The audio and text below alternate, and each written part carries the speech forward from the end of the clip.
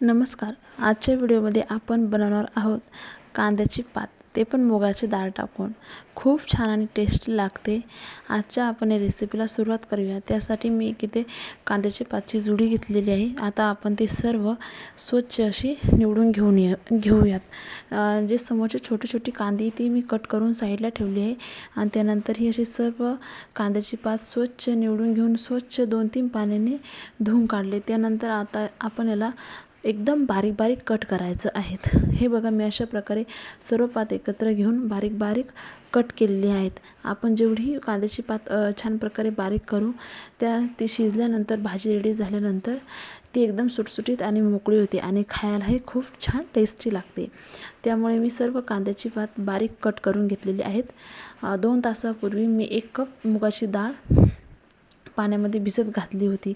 माझ्याकडे पिवळी होती, मी पिवळी घातली. तर तुमच्याकडे हिरवी म्हणजे टरकलाची डाळ असेल तर तुम्ही तीही मुगाची डाळ भिजू घालू शकता.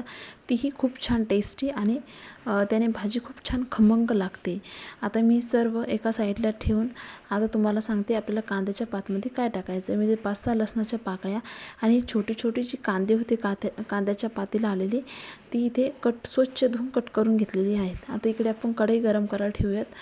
ते गरम झाल्यानंतर त्याच्यामध्ये 2 चमचे तेल टाकायचं आहे.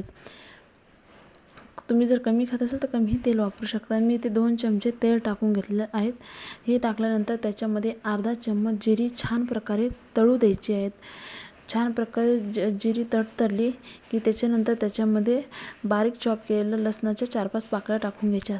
लसूण टाकल्याच्या नंतर त्याच्यामध्ये आपण कट केलेले कांद्याचे 5-6 जे छोटी छोटी कांदी होती ती कांदीही याच्यामध्ये टाकून आता हे सर्व छान प्रकारे आपल्याला तेलामध्ये तळू द्यायचे. ते सर्व लाल होईपर्यंत तेलामध्ये आपल्याला तळून घ्यायचे आहे. ते सर्व तेलामध्ये तळून घेतल्यानंतर एक गोष्ट लक्षात असू द्या की या कांद्याच्या पातीला तुम्ही ती हिरवी मिरची यूज नाही करायची, तर आपण इथे लाल मिरच्याचा असा जाडसर जो आपण त्याला भुकटा बोलतो किंवा बडगी मिरच्याचे जसे जाडसर जे कुटलेलं असतं ते कूट आपल्याला याच्यामध्ये वापरायचं आहे, नाही की बारीक मिरची पावडर. मी 1 चमचा तो लाल कूट टाकून घेतलेला आहे. त्यानंतर कांदा लसूण मसालाही टाकून घेतला.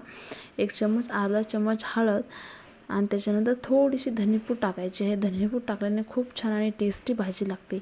मी धनेपुडी याच्यामध्ये अर्धा चम्मच टाकून हे सर्व मिश्रण एकत्र करून घ्यायचं आहे. 2 मिनटं हे सर्व मिश्रण छान प्रकारे तेलामध्ये तळून घ्यायचं आहे. हे सर्व तळल्यानंतर आपण याच्यामध्ये जी बारीक कांद्याची पात कट करून ठेवलेली होती ती सर्व कांद्याची पात एक एक करून याच्यामध्ये टाकून थोडी थोडी टाकून हे सर्व मिश्रण मिक्स करून घ्यायचं आहे. हे सर्व मिश्रण मिक्स करताना एकदम प्रॉपर खालीवरती मिक्स करायचं आहे, जेणेकरून जे आपण मसाला तयार केला तो कढईला खाली चिटकू नये याची जास्त काळजी घ्यायची आहे. हे सर्व मिश्रण असं छान प्रकारे एकत्र करून घेतल्यानंतर त्याला थोडंसं पाणी सुटतं, त्याच्यामुळे याच्यामध्ये पाणी टाकायचं नाही आहे. कांद्याची पात शिजताना कांद्याच्या पातीमध्ये वरचं कोणतंही पाणी टाकायचं नाही आहे. आता मी सर्व पात एकत्र छान मिक्स करून घेतलेली आहे. हे बघा एकदम कशी पात सुटसुटीत दिसते. आणि हे मिक्स केल्यानंतर आपली जी मुगाची डाळ आहे 1 कप ती डाळही याच्यामध्ये टाकून हे सर्व मिश्रण एकत्र छान असं मिक्स करून घ्यायचं आहे. आणि शेवटला त्याच्यामध्ये चवीनुसार मीठ टाकून हे सर्व मिश्रण परत एकदा मिक्स करून घ्यायचं आहे. आणि सर्व मिश्रण मिक्स झाल्याच्या नंतर आता आपल्याला एकदम कमी गॅस करून याच्यावरती झाकण ठेवून एकदम 10 मिनिट हे छान प्रकारे असं आपला उकळू द्यायचं आहे. आणि ते मी याच्यामध्ये शेंगदाण्याचं कुठेही ॲड केलेलं आहे, जेणेकरून याची टेस्ट अजून भारी आणि छान एकदम टेस्टी लागते. शेंगदाण्याचा कूट याच्यासाठी की ह्या कांद्याच्या पातीला थोडं जास्त पाणी सुटतं, त्याच्यामुळे याच्यामध्ये थोडा शेंगदाण्याचा कूट टाकलं की आपली कांद्याची पात एकदम कोरडी होते. आता मी 10 मिनिटे इथे कमी गॅसवर एकदम शिजून घेतलेले आहेत आणि आपली एकदम टेस्टी सुटसुटीत आणि एकदम चविष्ट अशी कांद्याची पात रेडी आहे. तर कशी वाटली रेसिपी नक्की सांगा आणि व्हिडिओ आवडला असेल तर नक्की चॅनलला लाईक करा आणि सबस्क्राईब करा. Thank you for watching. व्हिडिओ आवडल्यास नक्की लाईक करा. थँक्यू.